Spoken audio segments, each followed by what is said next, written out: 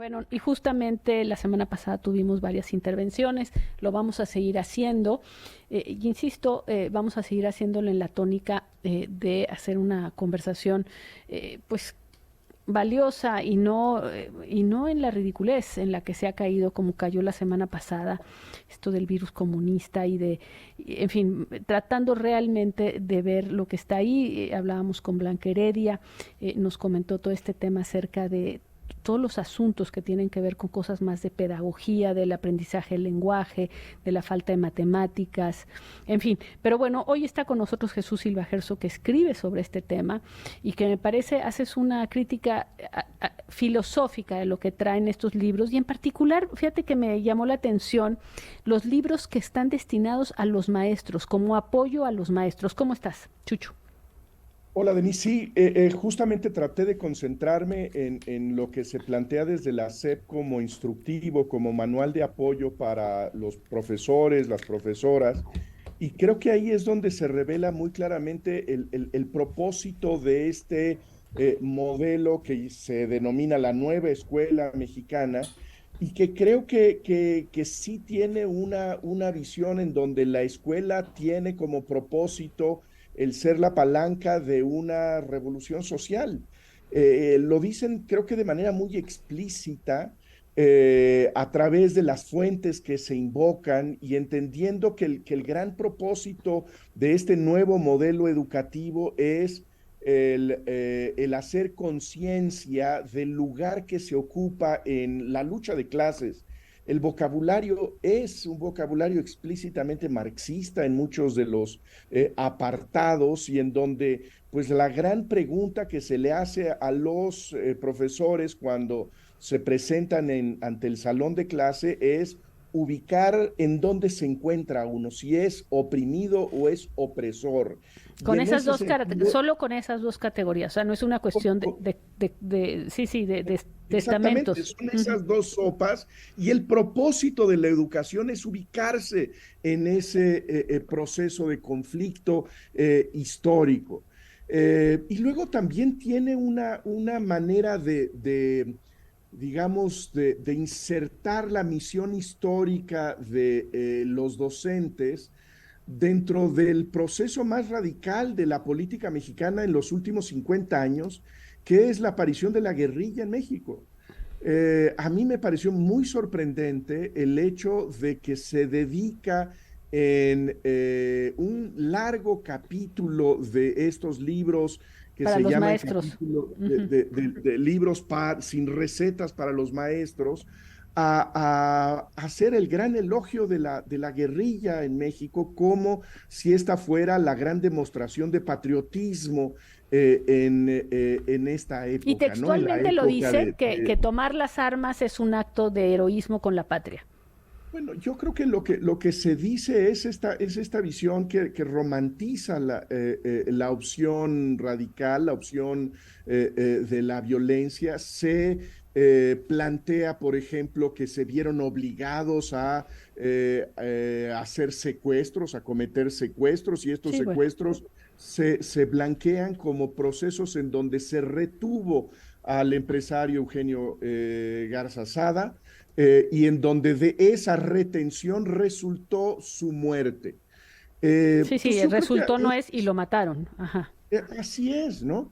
Ujú. Entonces yo creo que tienes mucha razón cuando comienzas esta conversación en algo que creo que debí de haber enfatizado en mi artículo, que es la diferencia entre los libros que están destinados a los estudiantes, Que son distintos. a Sí, los niños, que creo que que tienen su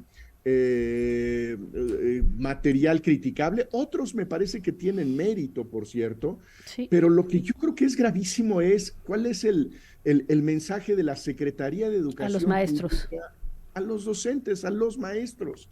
Y creo que sobre todo no solamente está esta ideologización, sino también algo que se percibe como desamparo ante los retos concretos de los profesores ante su grupo en el salón de clase.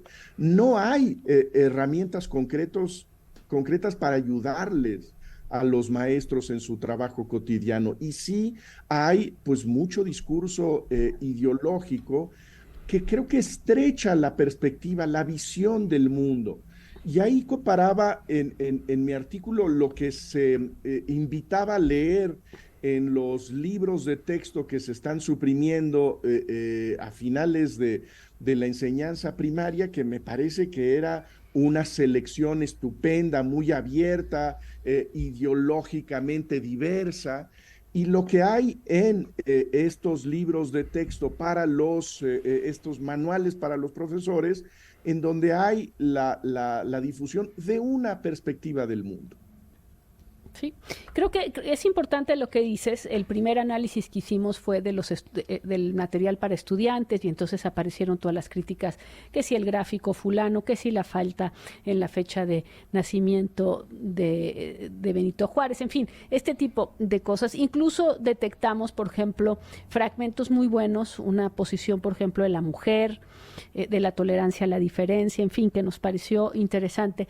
Pero esto de los manuales a los maestros es donde vienen estas declaraciones de ubicarse entre oprimidos y opresores, esto que tú llamas también, estas lecturas que pasan de ser unas lecturas pues universales, etcétera, a ¿Ayuda verdaderamente leer el libro de Lenin sobre qué hacer, que es este instructivo revolucionario? Ese es un material valiosísimo para los profesores de primero de primaria.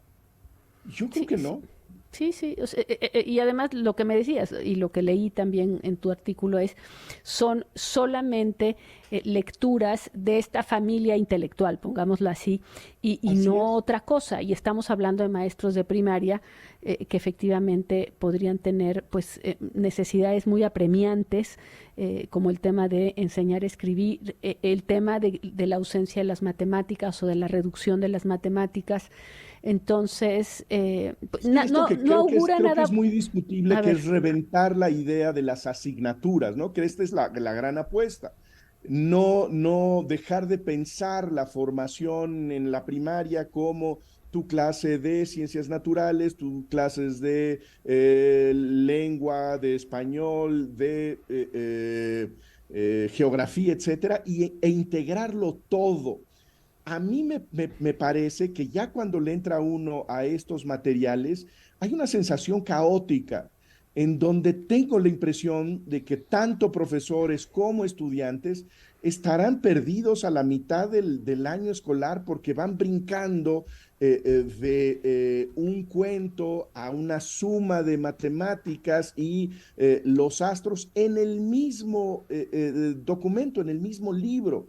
Esa a mí me parece una apuesta que no tiene mucho sentido, francamente. bueno, interesante porque pues esa es la parte efectivamente de los pedagogos.